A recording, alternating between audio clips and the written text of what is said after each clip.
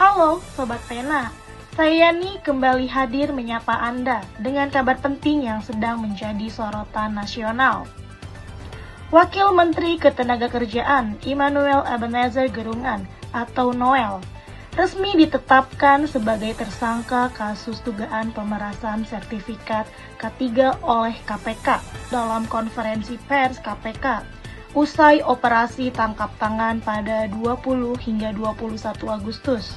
Dalam OTT itu, 14 orang diamankan, dan setelah gelar perkara, 11 orang ditetapkan sebagai tersangka.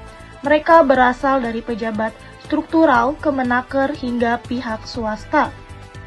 Sebagai barang bukti, KPK juga memamerkan 22 kendaraan mewah hasil sitaan, mulai dari Nissan GT-R, BMW, Hyundai Palisade, Pajero Sport, Jeep, hingga motor Ducati. Semua itu diyakini terkait hasil pemerasan sertifikat K3. Berikut konferensi pers yang disampaikan oleh KPK. Pengalian lingkungan kerja harus dilakukan oleh personil K3 bidang lingkungan kerja yang memiliki sertifikasi, kompetensi, dan lisensi K3.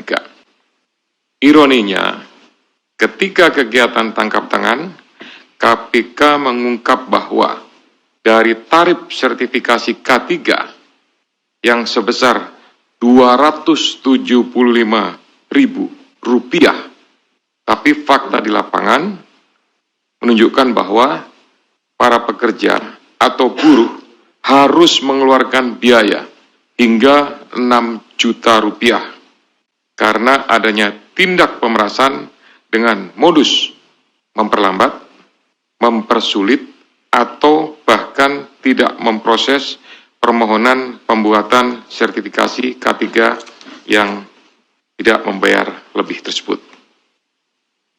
Biaya sebesar 6 juta ini 2 kali lipat dari rata-rata pendapatan atau upah atau UMR yang diterima para pekerja dan para buruh tersebut.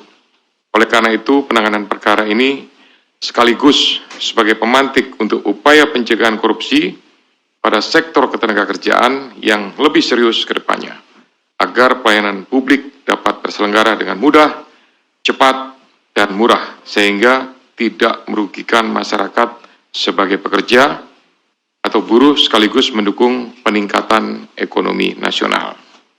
Saya lanjutkan dengan penjelasan tentang kegiatan tindakan penyelidikan atau tangkap tangan yang sudah dilakukan oleh Kedeputian Penindakan.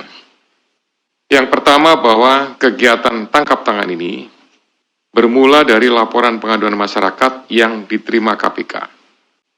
Hal ini sekaligus sebagai bentuk kontribusi konkret dan dukungan publik dalam pemberantasan korupsi.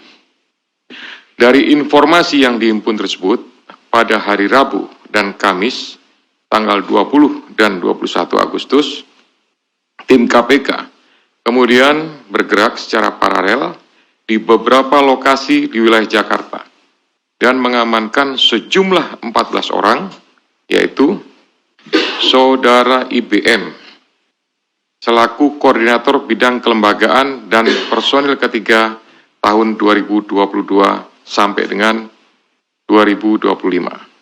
Kemudian GAH atau GAH, Koordinator Bidang Pengujian dan Evaluasi Kompetensi Keselamatan Kerja tahun 2022 sampai dengan saat ini.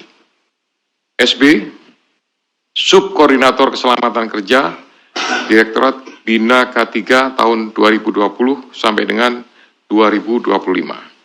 AK, Subkoordinator Kemitraan dan Personil Kesehatan Kerja tahun 2020 sampai dengan sekarang.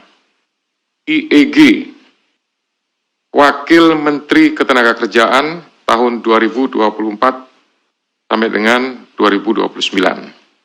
FRZ, selaku Dirjen Binwasnaker dan K3 pada atau sejak Maret 2025 sampai dengan sekarang.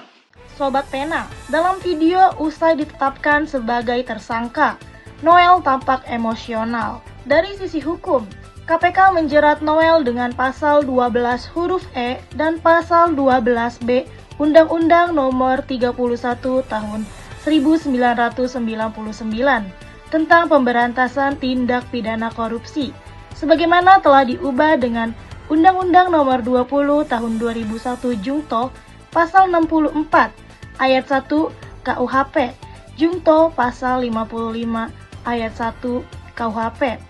Artinya, jika terbukti bersalah, ia terancam hukuman berat, dipenjara minimal 4 tahun, maksimal 20 tahun, atau seumur hidup. Denda 200 hingga 1 miliar rupiah. Ditambah pidana tambahan berupa penyitaan aset, uang pengganti, hingga pencabutan hak politik. Kasus ini bukan hanya soal hukum, tapi juga soal kepercayaan publik terhadap birokrasi negara. Rakyat menunggu proses peradilan yang transparan, adil, dan tidak tebang pilih. Saya Yani dari Bekasi. Terus ikuti kabar terkini bersama Sobat Pena. Terima kasih sudah menyimak dan sampai jumpa di like, comment, share, and subscribe. Sampai jumpa.